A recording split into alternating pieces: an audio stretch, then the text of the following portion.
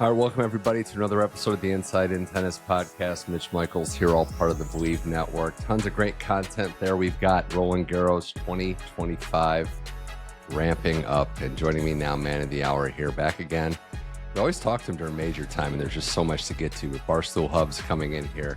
Hubbs, good to see you, man. Repping the Knicks hat, so we're fighting on all fronts today, tennis and basketball, but good to at least take your mind off some basketball and some tennis talk here. My mind's in a billion places, as I feel like it always is. You have me on for the U.S. Open. I'm sweating out Yankee season right now. French Open, we're sweating out the Knicks season, trying to stay alive here.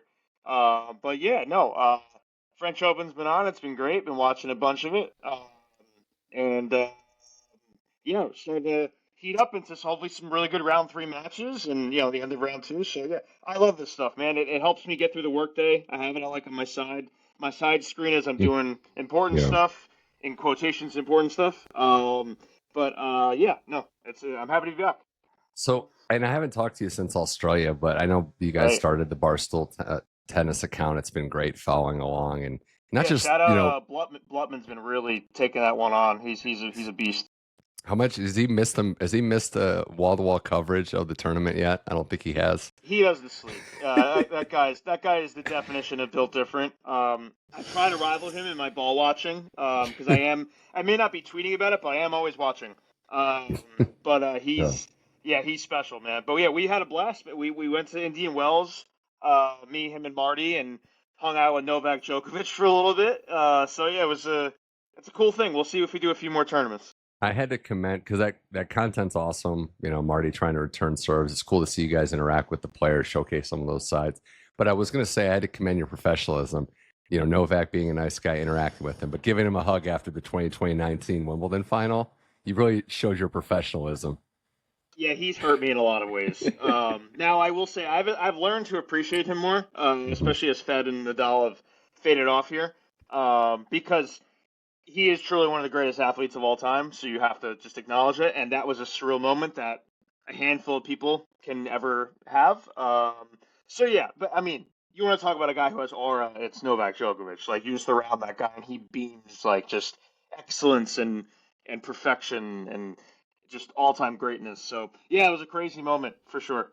We saw that today in this match, and we'll bounce around and talk about the storylines, but the way this works, like the favorites are just handling business. The early round action hasn't been as much drama with a lot of the very, very top players, but Djokovic Moutet today, who's tricky, who's crafty.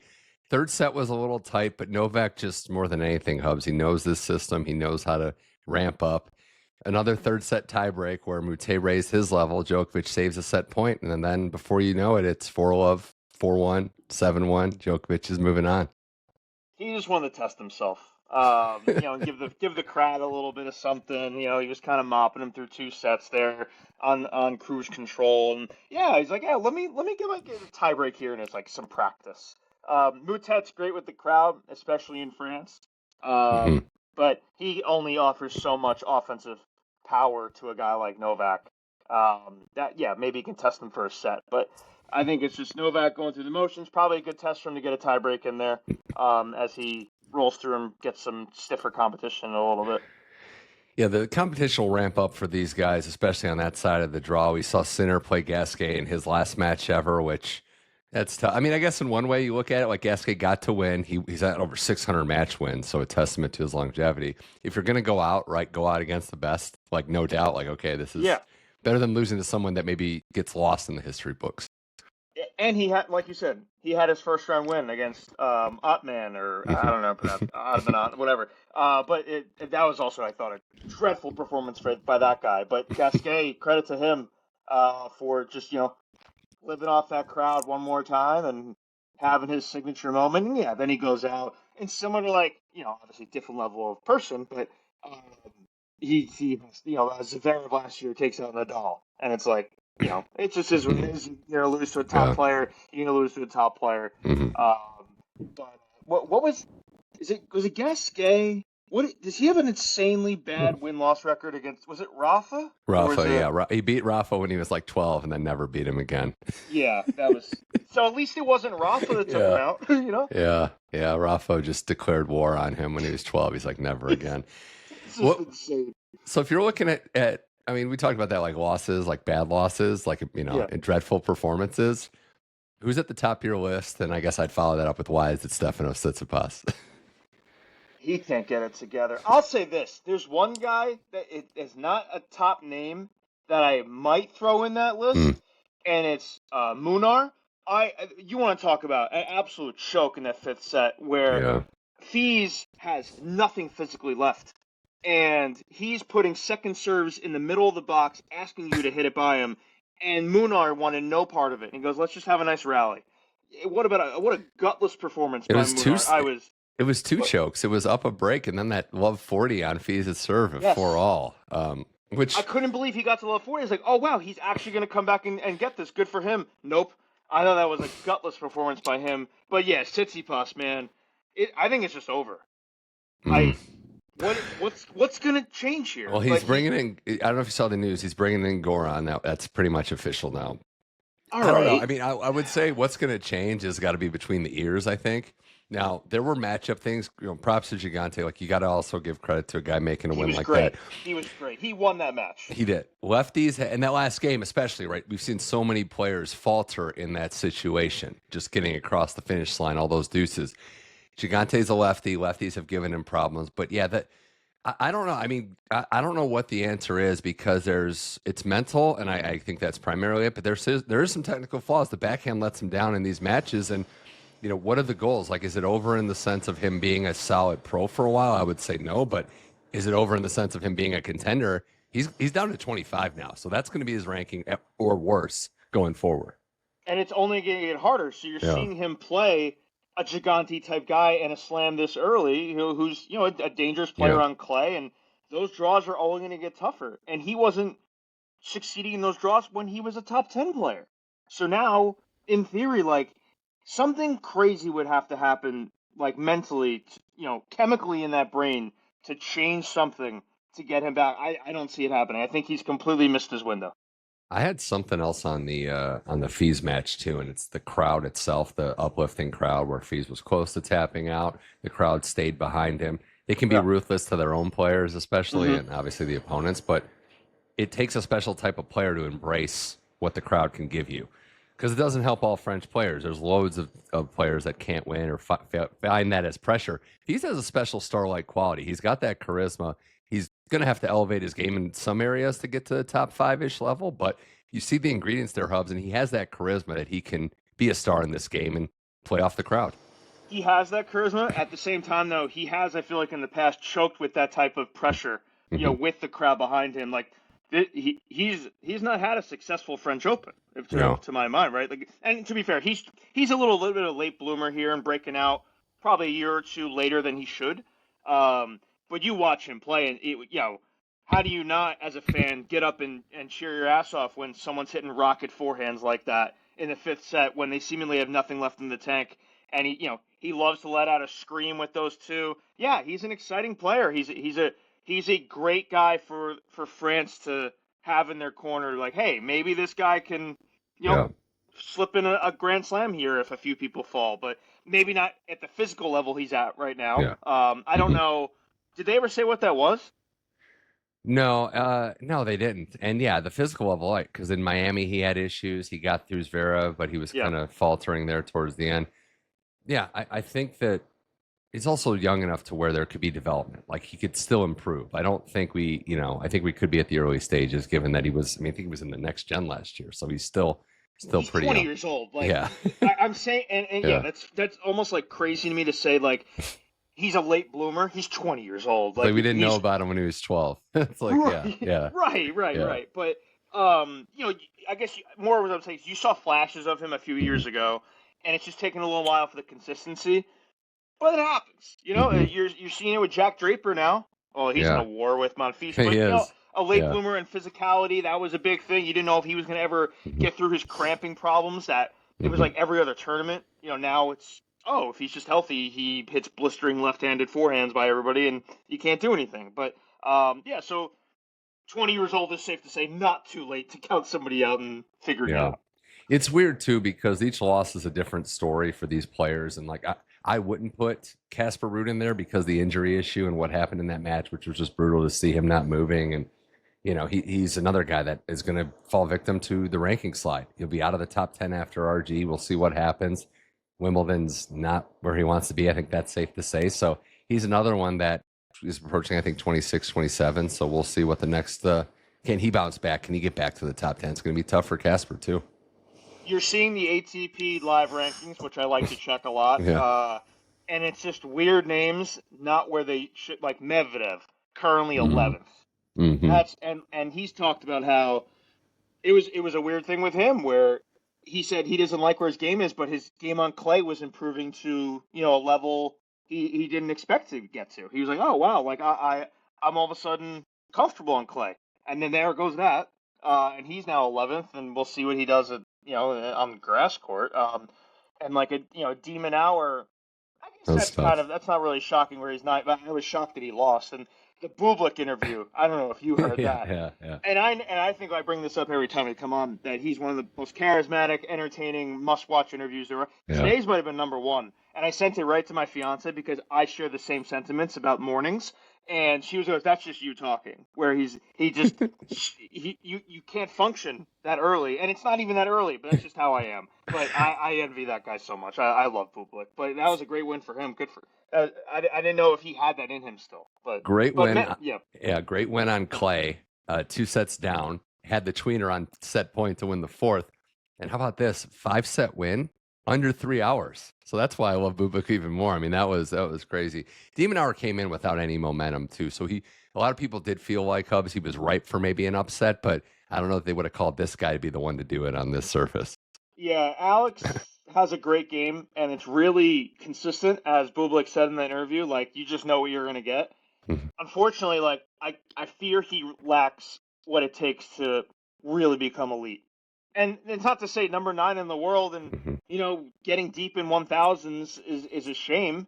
But there's certainly like a ceiling or a cap on what he can do, unfortunately, with just his stature. And he's bulked up too. He's tried it and he's beefed up forehand speeds and serves.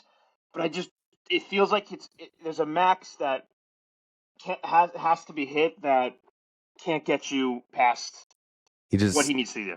He just has to work so hard to win matches, to win points, games. Yeah. Like I think that does add up. It's cumulative, right? Like he might not feel as fresh as these tournaments and the year goes on, as he talked about the season. Well, we're going to get to Monfils later. That match is a war as we're recording this, but a couple cool stories. Got to start with Tommy Paul, right? I mean, like that was the one, right, where you come back from 2 sets down, body's kind of going through some stuff. We're not sure he was talking about the ab. There might have been a sickness in there too.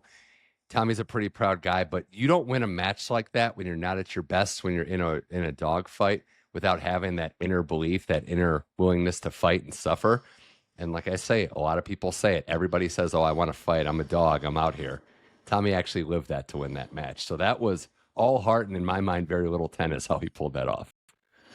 You'd be hard-pressed to find someone with better fitness than Tommy Paul. I mean, and I think that's his greatest strength. And he certainly has weaknesses that, mess with him deeper into these tournaments, when he faces a Jannik Sinner or a Djokovic. But, man, he can outlast just about anybody. He is always going to be getting to that next ball. He'll be pushing you. If a match is going to go 5 sets and it seems like he can't make it, guess what? He's going to make it there. And I had a feeling, because he had the break to stay alive in this match. And right when that match, like the first point or two, I felt comfortable he was going to win the entire match. Like once he got right back in there, he just had to get back in one more time in this match, and then it was over. And man, good for him. I had the same thought of earlier, and there's a strategy, right? Fucsovics threw away the 3rd set, and I was thinking, I don't know if this is a good idea against this guy. And I get it, you conserve energy, you're down or break early, but he kind of pulled the ripcord on one set of tennis, and who knows what the spark was, what to get back. He's done this now. Tommy has twice. He's got an opportunity with, Casper losing. Khachanov next going to be tough, though. Because Karen Khachanov, who had a 5-setter himself against Offner, we know that he's not lacking in fitness, and he's a street fighter in a lot of ways, too. So could be another long day at the office for both these guys. That's going to be a very, very tough match for Tommy. Yeah. Because Karen's another guy where his level doesn't really drop off. You know what you're getting with him, and you're getting a seasoned guy who knows how to compete in 5-set matches for years now. He's always there. I feel like everyone groans when they have to face Karen, and that's going to be if Tommy's not 100%, because that's obviously not an easy turnaround from a 5-set where you're hurting. That's going to be difficult. Yeah, I just that comment at the end of the interview, it was him with Mary Jo Fernandez saying like, I just don't, giving up's not for me. I don't like unless I'm like dead out there. How can And you that's not love special. that, man? Yeah. How can you not love that? Like, if you're an American trying to get into tennis, like that's a good guy to look up to. I don't know if he's ever going to win a Grand Slam. He sure as hell deserves to. Just to get lucky, and Sinner gets suspended again. I don't know, but that man's a fighter, and the way he plays tennis, and just keeps his calm. Yeah. A lot to admire. With Taylor out, with Shelton still in it, but in the Alcaraz section, you have Tommy Paul, who many people believe he's the best option on clay of the Americans. You also have, an opportunity with that Fritz quarter. So you have Tiafoe taking on Korda in a third round match in a very winnable quarter. Winner of that match, fourth round matchup might be a little favorable too. So, between those two, Tiafoe, Korda, how are you feeling on those guys? We've talked about them. Korda we're waiting on. Foe has been a big match player, but a little inconsistent. You back in one or the other as they kind of get ready for a chance to do battle? So I was stunned at how the Tiafoe match unfolded. And maybe I underestimated Francis a little bit here, or overestimated what level Carreño Busta can get to at this point in his career. But holy moly, Francis just steamrolled him. There was nothing Carreño Busta had in that match. Nothing. Zero. It was all just Francis waiting to hit a forehand. And when he did, the point was over. And it just happened for 3 straight sets, and he was really never a window. So props to Francis, who I didn't know had any focus left in his game if it wasn't played on American soil. So that shocked me. Korda, on the flip side, bulldozes Brooksby. I thought Brooksby, because sometimes Sebi, you can attack his serve a little bit, and Brooksby is just about, he is a hell of a returner, and he can make you work. I thought that was impressive to get through in 3 sets and not let it, hover to 4 or 5.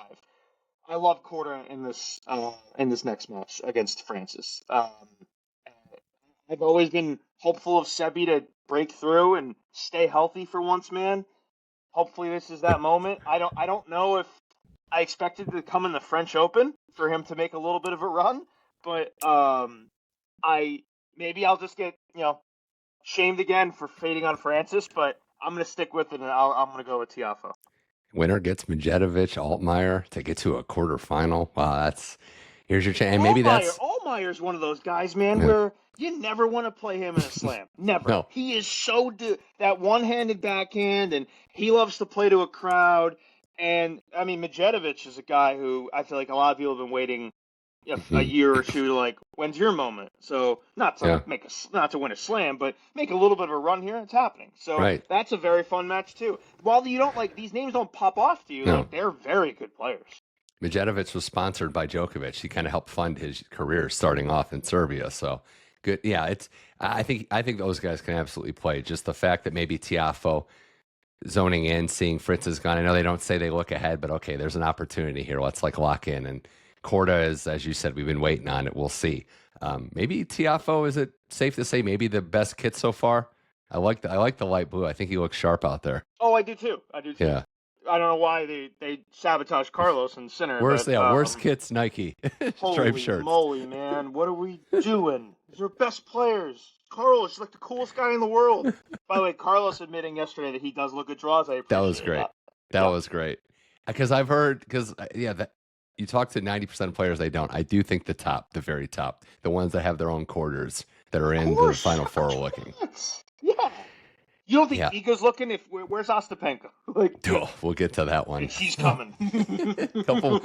Moving on here with Barstool Hubbs on the Inside in Tennis podcast. We're talking Roland Garros. We've got women's tennis to get to, all the breakdowns as we get into round 3. But before we get to the women, a couple more men's things, and one being the Joao Fonseca show. Because what he was able to do against Hubie, he backed it up today, winning his second match. But round 1 against Hurkacz on court 14 for some reason.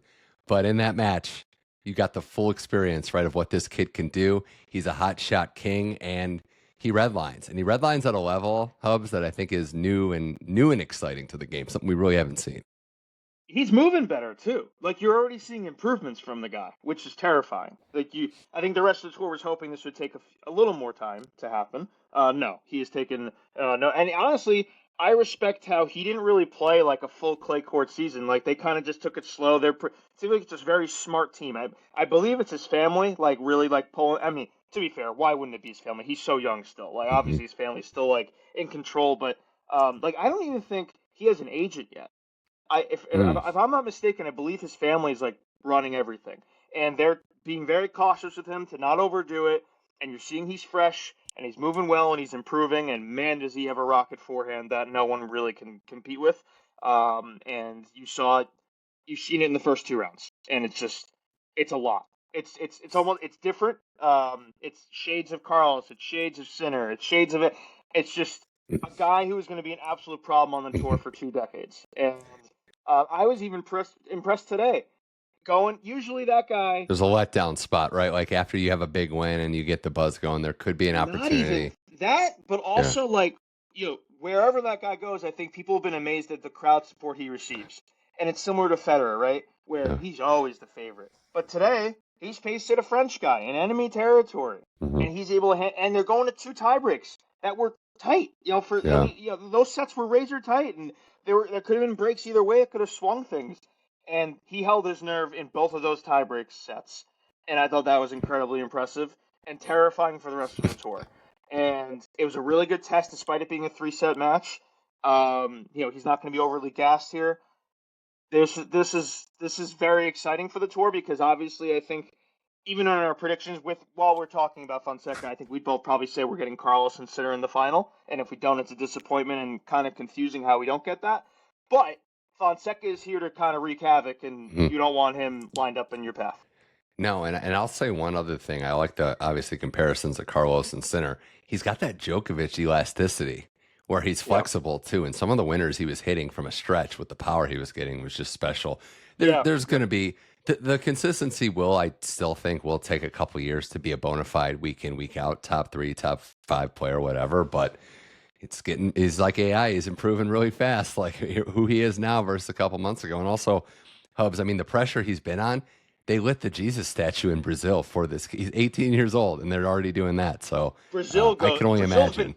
Brazil's been dying for a star. So like they found one, they got one. Like especially in tennis, they have one in a bit. So it's been what, Thiago Monteiro. Like that's not a star. So Curtin, you got to go back to Curtin probably, and it's a while. So obviously they love their soccer there, but man, when they latch onto a star, like you see his Instagram account soars over 1 million already. Like they go crazy, and I mean, also you don't even have to be Brazilian. Just watch this guy play for 5 minutes. You're like, I want to watch every single minute of this guy for the next 15 years. Next gen's coming, Very man. Nice it's exciting. Kid, by the way, too. We met him in Indian Wells. It's an extremely nice kid. Yeah, that's really good to hear that last part, especially. It was a tough one for Jakub Mensik today, losing in up 2 sets. But, I mean, I know he's young as well. Losses are going to happen. He had that epic, win going with the crowd against Mueller. But this is two majors in a row now, to be fair, where he's blown a 2-set-to-love lead. So it's kind of been a thing that he's going to have to shake a little bit. Yeah, he's got to manage that consistency because you see the tools of when he's locked in and playing his best. The power serve and even mobility's there for a guy that big is, he's not a serve bot by any means. No. But you think there are highs and lows, and today he ran into, a problem after that second set. It just all kind of felt, and it's crazy. The first 2 sets, they weren't tight at all. It was completely one-way traffic, and then something switched. Don't get it.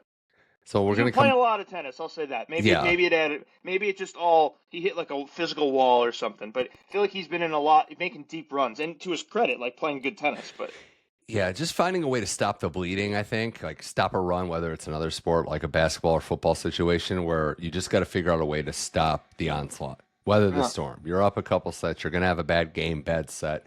How he adjusts and learns from the greats if he's going to be one. But more on the men a little later when we look ahead to some other matches. But I do want to talk about the women, and I had a couple things written down, Hubbs. One being, we got to start at least maybe asking the question: is Iga kind of getting back? Is she finding her groove? I mean, we getting there yet? No. How could you? She's not playing any like. So the Raducanu match didn't. That was just what you expected to happen. Yeah. I love when Emma's thriving and playing well. I think tennis is better for it because she has like a very nice smile and joy she plays with. Yeah. But not yet. Okay. Iga, I can't be. I think that's stretching. So for me to feel good about Iga's game to beat Emma. The big question would be, because again, Kostuk lost early, so she gets Christine, which is more favorable for Iga, I think, is safe to say. Yeah, Kostuk's been playing.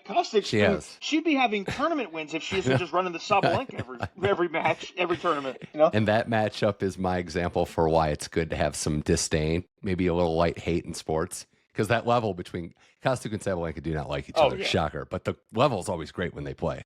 They're fueled by hate. And I feel like it is more hate from Kostuk's end. Yeah. Sabalenka is just, she gets the best out of everybody because she is the best. That's just how that works. But Kostuk knows oh, this is my Super Bowl. I gotta play. This is my Wimbledon or whatever. But I gotta play extra up here. It's fascinating too because Ostapenko's one match away, but she gets Rybakina. So it's like, what match will we see next? And Ostapenko, who everybody has some level of love, I would say, for Elena Ostapenko. She's won 2 matches, and they've been just cliche Ostapenko scorelines. Just 3 sets, some dominant, throwing in a clunker here, spotting a first set. I'm intrigued to see how she adjusts and how she plays against Rybakina, who did look a little better against Iga Swiatek. But if it is Ostapenko Iga again, Hubbs, I mean, we've seen one-way traffic in Ostapenko's way, so who's to say it won't be that way again? Speaking of, your typical match against Dolehide, 37 on forced errors to 35 winners. It's just going to be on her racket pretty much at all times.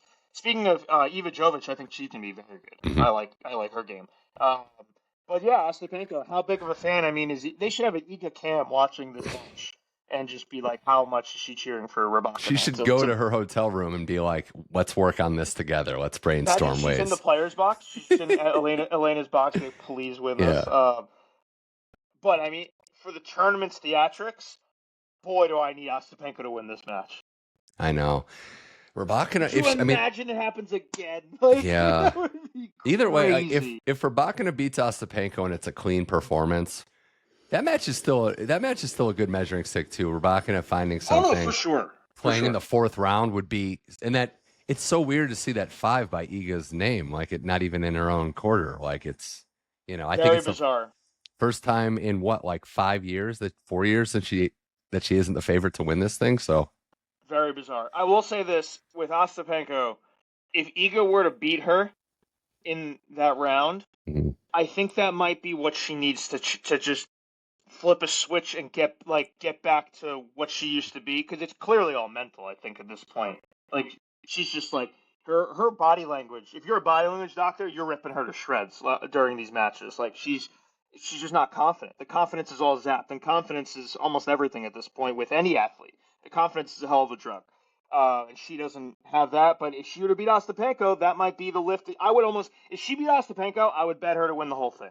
I think that's really. I think that swings everything. She would beat Sabalenka or whatever. But if she loses to Ostapenko, we might not see her for 5 months. I know she's going to take grass court off in general, but she might even take longer off. Well, yeah, not entirely official, but I'm with you that there's a realistic chance she doesn't play grass court season. Maybe does take a break. That was happening. No, it's in the ether, but not confirmed yet. But it wouldn't shock me. Yeah, we'll see, and it could change from day to day what she decides to do. But that path, beating Ostapenko or Rybakina to get to a matchup in the quarters with maybe Paolini, Sabalenka to Coco or Andrey, there you go. That's tough. But if anyone can do it, we know it's Iga, the 4-time champion here. The rest of the top seeds, though, Hubbs, it's kind of been business as usual. Nothing too shocking. We could see some fireworks later. Props to Jasmine Paolini for elevating herself and getting into this mix, the finalist last year. To win the whole thing. If she lost right away, it would have been tough. Yeah. Not a bad pick when you consider that there are, every player, except for maybe Sabalenka, because she's been clearly the best, but there's flaws in every level. Coco's even struggled with consistency. Andreeva has a Coco problem from what we've seen. Paulini's in the mix, though. That's the thing.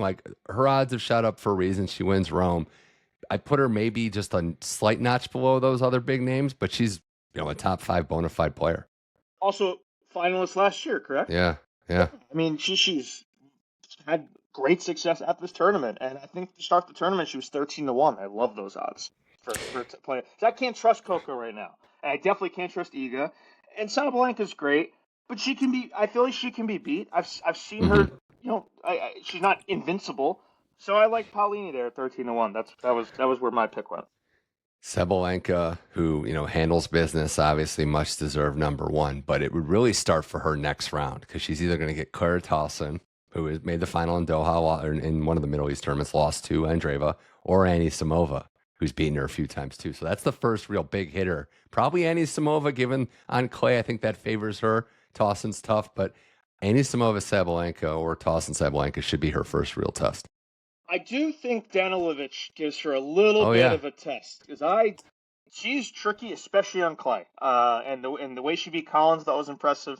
But she's 12-50 favorite. She should win that match, obviously. Yeah. But Anna Masova, that's someone who hits with power. She's one of the rare women's players I feel like that can go toe to toe with Sabalenka's power. And if she redlines. And she beat her, so that's something that would be very fun. Sabalenka and Masova is what I want to see. 2020 or 2019 semifinalist is a 17-year-old, so she's made this tournament and done damage. Still super young, so that would be pretty good. Yeah, Coco has a nice side of the draw. I mean, you also have Andreeva who's floating around there. Pegula maybe bouncing back a little bit, finding something after some struggles. So. The other top seeds, I think, are going to be factoring in, but I am curious to see if we do get Coco Andreeva again. Can Andreeva overcome this psychological edge? Because it's been all Coco in their first couple matchups. It has. Coco, I don't think, has been playing the best tennis either. And Andreeva is a beast, but yeah, there's the mental block. I'm curious what the odds makers would set that at and if they would factor in heavily the Coco dominance there, or if they would say, hey, Coco's just I don't really like how she looks. I don't know. That's a toss-up to me, but that would be a great match, so I hope we get it. Trying to think if there's any other sleepers we should be monitoring. I mean, Madison Keys looking pretty good. Early hasn't been tested, but she's a semifinalist here. Also, while we're on the American front, a couple shout-outs. Kenin beats Azarenka into the round 3. She's seeded again. That was a good one. That was a good one. How about Haley Baptiste? If any Americans rose up the ranks more than her, and doing it the hard way, a lot of long matches, not one today or yesterday as we record this, but Baptiste has become kind of in the mix. She's moving her way up and good on all surfaces. How about Victoria Mbako? Oh, yeah. That's a problem. 18-year-old Canadian Mboku, she is tough and she's athletic and she's getting better. And does she have a chance against Chin Wen tomorrow?Maybe. I think she takes a set. Okay, all right. I think she takes a set, and we'll see after that. But one of those like situations with a young mentality, nothing to lose. Never a person you want to play who has a lot of talent in a tournament like this. No, never. I think she takes the set and makes this a little interesting. I really like her game. Chin Wen is tough. I would say borderlining on mean out there, which isn't a bad thing. It's competitive sports. You do what you have to do. So maybe there's a set where, it just doesn't go her way. I mean, that Coco match in Rome was like 3.5 hours. So crazy. I think, but this is the next one up. We're seeing some young players that are kind of entering the mix on the women's side too. And I think Mboku is quickly. That was the one that I thought the odds makers were a little off on. It was only like minus 140 with her and Evilise, and I thought it should have been a little juiced up higher, and then she ran right through her. But I think there's a lot of respect to counter that now again in this next one where she's only a plus 275 dog here. I think there's legitimate respect going here, and they think this is going to be not so easy. Yeah, maybe. And another player that can make a run too, and just talk about taking the over in her matches, Hubbs, is Paula Badosa. Just another day at the office where it's 3 sets, dropping the first and then battling back. You do like to see players like that are not going to just roll over and give you a show. And for Badosa, she's fought so hard to just be back here. All the injuries and stuff she's going through. I couldn't tell if she was hurt at some point during this match. I thought sometimes her back acts up and she's getting stiff, and you can kind of tell through the body language how she's walking. I think she was just pissed at how she was playing in that first set.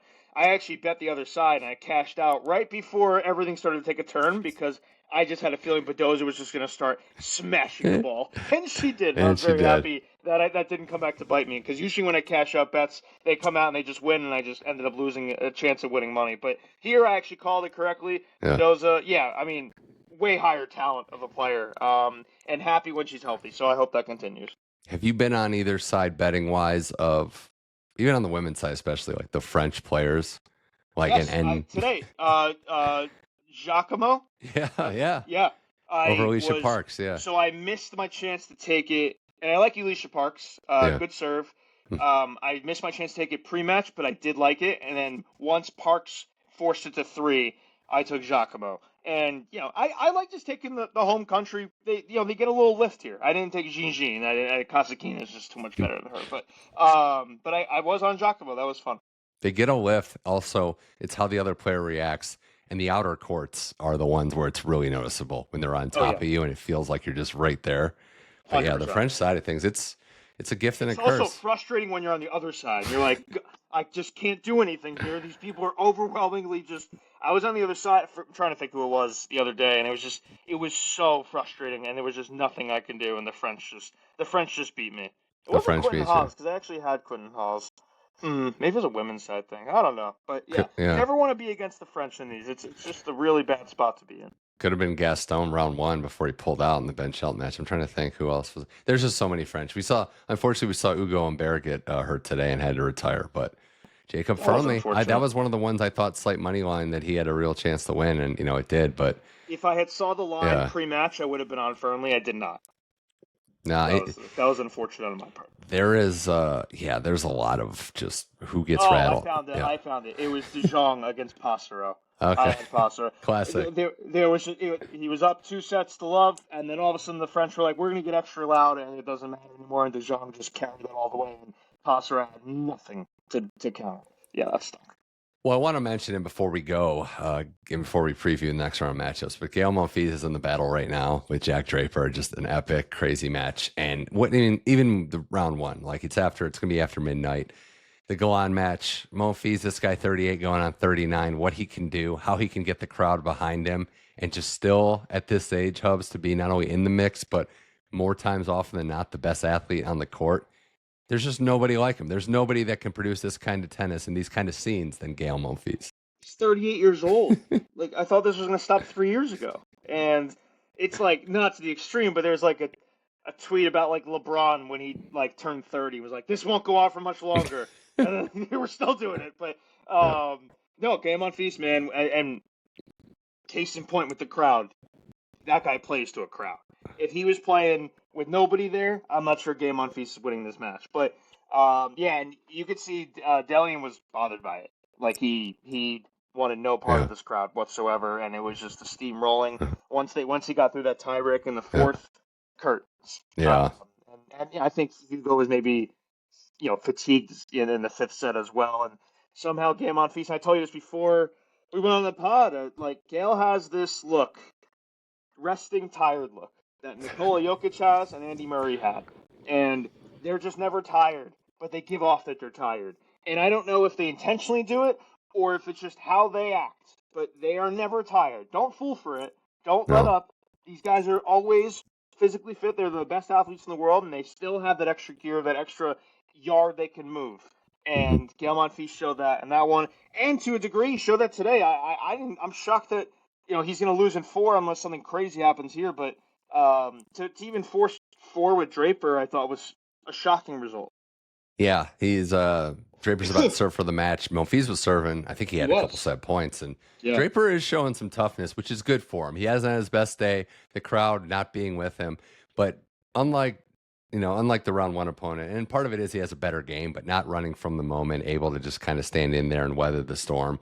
I think it's good for Draper to have a test like this and move on. But yeah, I marvel at Monfils. Also, we got to appreciate these guys while they're here, Hubbs, but it's just a matter of being so uniquely authentic in this game is just impressive. And I keep coming back to nothing like him. So I'm precious and hope we see him, and he can still keep going. Like, why does he have to stop now? He still looks pretty spry out there. No, they have the kid. Him and Svitolina have the kid already. They're happy. She's playing. Yeah, she's on tour. That's a good point. Well, she's still playing. Well, might as well. Yeah, if she's still going, it's might as well. They could just be parents together on the tour somehow. And the most insane relationship ever. But no, hey man, I hope he never stops. I'm happy he's physically fit still and can still make these unbelievable points and these shots, and hanging with a guy like Jack Draper after a long match, 2 days prior. Not easy, man. Not many can do that, if any can do that. Yeah, that was pretty funny though when Svitolina went to order the transportation and got like a party bus. She's like, I got like a Uber XL and it was a party bus, and Monfils just had to take it because that's his wife. So My even fiance did funnier. the exact same thing. A couple of years ago, she works at a hospital, and she was like, "I'm gonna order like a Uber Black," and a whole van showed up, and she only had to go like 4 avenues, but she just didn't want to walk, and it was raining, and she just showed up in like a Sprinter van to work. It was just an unbelievable moment. You gotta laugh at those. You gotta laugh at those. Well, Yeah. as we look ahead here on the Inside In Tennis podcast with Barstool Hubbs, we got some good matchups coming up as we expect. But yeah, Monfils Draper, as this is finishing up, winner will play Joao Fonseca. So let's just go right back into the fire with Fonseca and some of these guys. Oh my goodness, Draper. And I think now Fonseca's going to have the crowd, but I think Draper winning this match and it being entertaining, like I think the French will appreciate that, and he'll gain followers through that. But Fonseca's going to have the crowd, and that's going to be Draper. So that will be Saturday. Yeah, Draper spanked him at Indy. Was that Indian Wells, right? Yeah, Indian Wells. Draper en route to the title. Fonseca was on that list, and he beat him pretty good. I think it was a bagel in the second set, but different surface, crowd, Yeah. Brazilian fans, maybe not tennis fans or new tennis fans, I'll say, but sports fans. That's gonna be fun. Hey, you know what? I'm happy. I'm sure we're gonna get to this, but Yeah. I do really like the TNT HBO Max aspect of the French Open. I thought it was handled horribly previous to this. I thought Peacock was terrible. So if this match is on TNT, let's say Saturday late afternoon, I think that's going to be good for the sport. I think that's a fun one to just be on an accessible cable channel for Americans to watch. And that's what I care about. I want the game to grow in America, and I think this is a good way to do it. They've had great coverage as Draper does officially win that match, which you'll know by the time you're listening to this. But we have some other matchups to talk about too. Some ones that stood out to me, and we'll see if the top seeded players get tested. If Yuri Lehechka can test Jannik Sinner, if Alex Zverev, who we didn't talk about, plays Kobeli. Maybe. I mean, that's another one, right? Where's Zverev at? Like, he's had letdowns. Kobeli is maybe a step in the right direction of, okay, let's see if he's vulnerable. Because if anything, Zverev's been vulnerable in 2025. I could see Kobeli definitely giving him some problems there. And it's nice because a few months ago, I don't know where Kobeli was at. He was off a planet with his level. But then he's seemingly worked his way back here, had a nice win. And yeah, Zverev, boy, I can't trust him to do anything these days. Yeah. You want to talk about a guy who's just fumbled every chance to be number one in the world and let it get to him. It's Alexander Zverev. So yeah, Kobeli can give him some problems there. I don't know if Lehecka can with Sinner. I don't see that happening. But maybe like a Rublev. There's some really Rublev good fees. That's There's one. some really good matches on Saturday, man. I hope I'm wrong. I really hope I'm wrong. But I have visions of a nightmare scene of the French crowd and Andrey Rublev's temperament that I could see spiraling. I hope I'm wrong. I hope it doesn't happen, but could be tough for Rublev. We'll see if he can hold it together. Because if he gets going and that crowd gets on Rublev, I don't know. We'll see, though. We'll see what kind of physical shape he's in. Yeah. They have Rublev as a minus 180 favorite. That kind of tells me they think Fils is a little banged up here and won't be fully there. But I don't know. Rublev's a tough guy to trust these days. I don't know where his level's going to be. Britain on Britain crime with Cam Norrie and Fernley. Yeah. Do you think interesting? Do you think we for sure get the matchup that I wanted when I saw the draw? Maybe more than any early before. Do you think we get Holger and Musetti, or do either or both slip up? Holger and Musetti. So one match away. Musetti gets Navone tomorrow. I think Musetti pulls through there. Navone might get one set. Okay. I don't love Navone, if I'm going to be completely frank. And then Holger's got Halls, who's going to take him to a few tie breaks because that's what he does. And you'll watch that guy play, and you don't think he can win a point. Like he doesn't really have anything, but like he knows where to position himself on a court so perfectly. And he loves the serve and volley. He's just a frustrating guy to play. Yeah. Holger's got to take him out though, and that could be a little tight too. I think maybe like you get a few tie breaks there. So I would say we do get it. Yeah. All right. Because it's just one match separate. Yeah, they just got to win one match. Yeah, I think we do get that. Yeah. Boy, I'm just looking at Djokovic's path to the quarter just opened up a little bit with Misolic next to get Fernley or Nori. That was a great match, man. It Misolic, was. holy moly, good on him for. I jumped on him. Yeah. When did I jump on him? Third set, fourth set, something like that.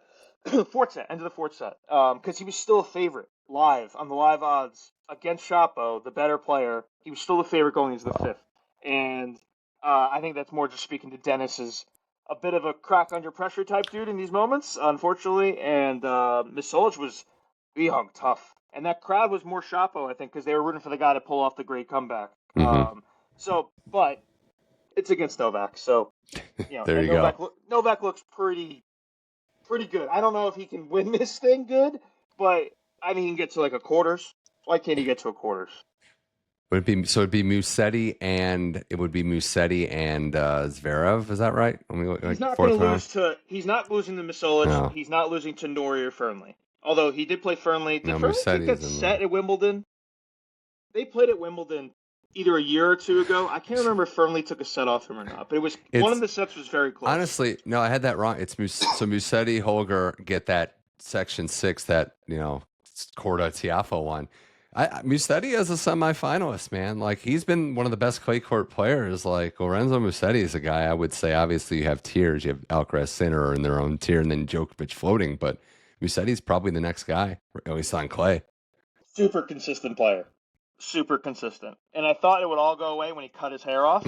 It seems to have stayed. So I'm happy for him. Yeah, man, Musetti, is like Musetti Carlos like inevitable?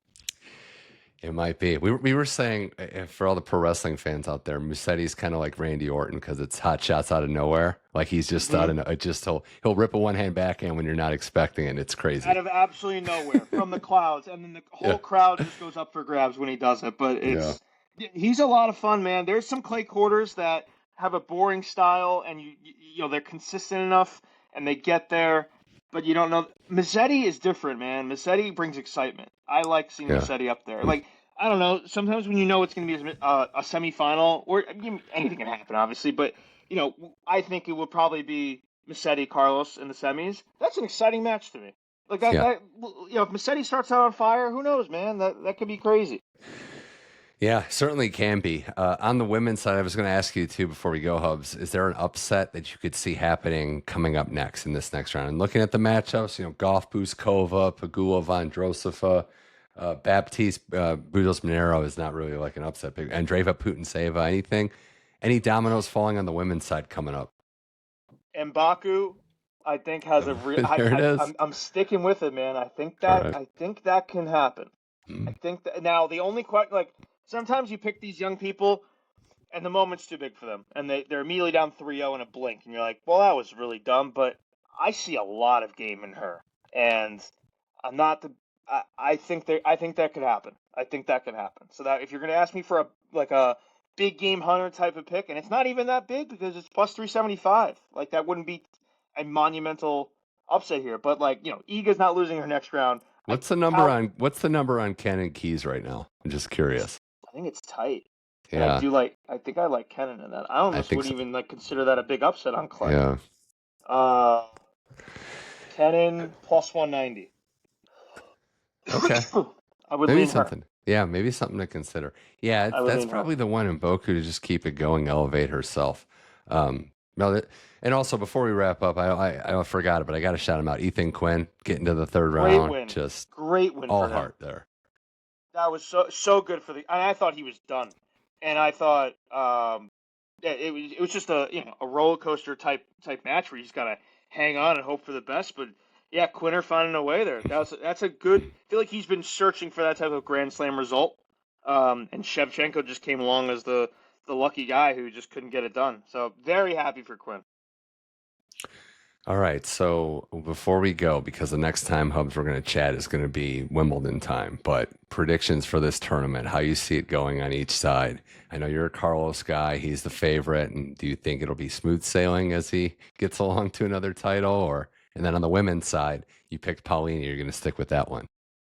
So with Carlos, who's beaten him until the semis, right? So it's not going to be Jasmine, it's not going to be Shelton, not on the surface, and he's, Shelton is going to be a little fresh. He's going to be thankful after the Sonego 5-setter. He didn't even play against Gaston. That was just a walkover.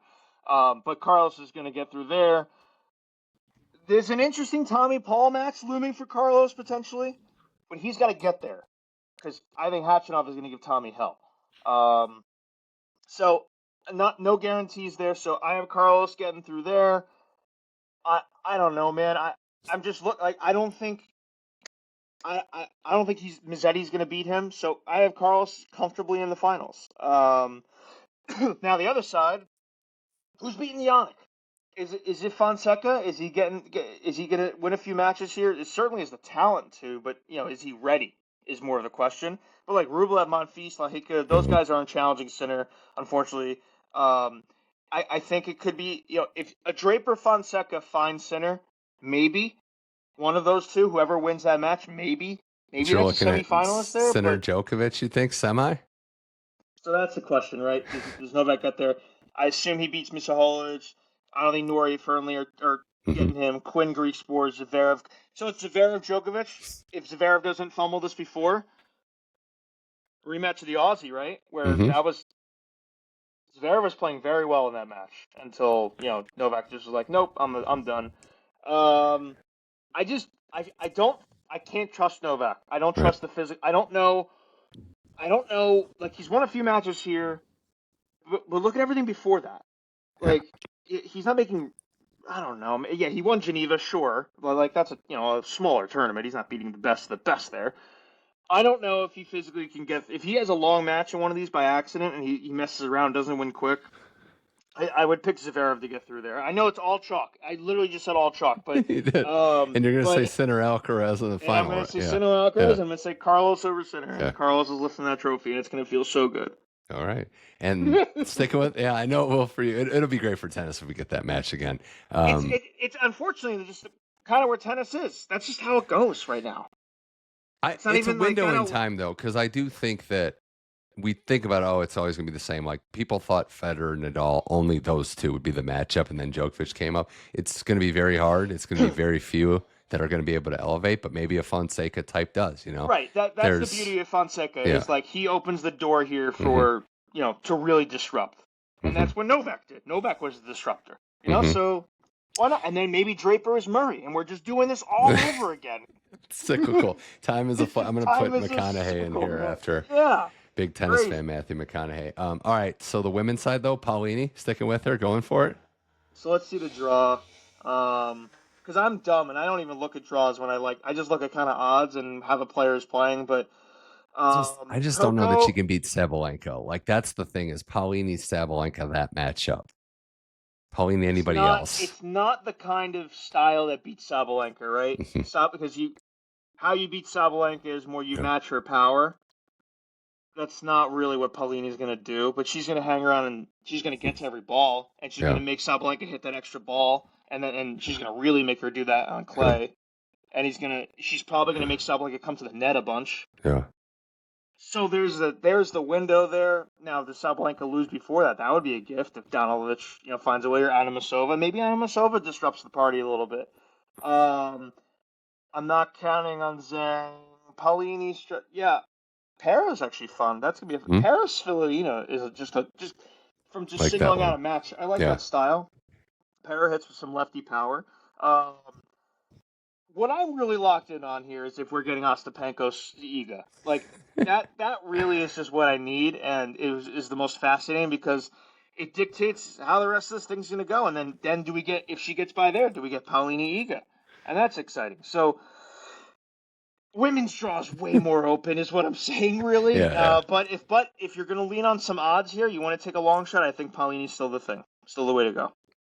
I agree with that. I think there's different combinations. Styles make fights, as we say. So if someone gets clipped early, it could open things up. Does Iga go down? Does Sabalenka go down? And how the matchups change. So, and I'm excited. We got Roland Garros coming up. This has only been 2 rounds. That's the best part. We've got a lot more tennis to happen. Can I say one thing real quick? I've been meaning to say this for 5 shows, and everywhere I'm like, "Why?" Someone brings this up because obviously I didn't play in high school, I didn't play in college, whatever. Why don't people just let overheads hit the ground and then hit it? Why do they hit it out of the air every time, dude? It's It blows my mind. And I understand you want to catch the player. You know, they don't let them get. If you let it bounce, you see where they're at, you hit it where they're not. It's you know, the sun in your eye when it's coming down. It blows my mind that not everyone lets the ball bounce. Who was that who had an overhead the other day that was like 6 feet long? Gosh. Every day. It's crazy. The ball bounces. You're making life so much. Now, I understand there's other times where it's, you know, behind you and all that, but man, it blows my brain when they don't let it bounce. Counterpoint, it makes the pros seem like us. So, you know, you got to just humanize them. No, I'm with you, though. I'm going to tell Novak next time I see him, let it bounce, dude. Yeah. Maybe that will fix your Djoko Novak, smash. 24-time champ. I know, great 100. I just got something for you. I can fix you, dude. That's so funny. Host, man, pleasure. This is always fun. Just hour or so breezing by. Appreciate you coming on the show. Enjoy the tennis.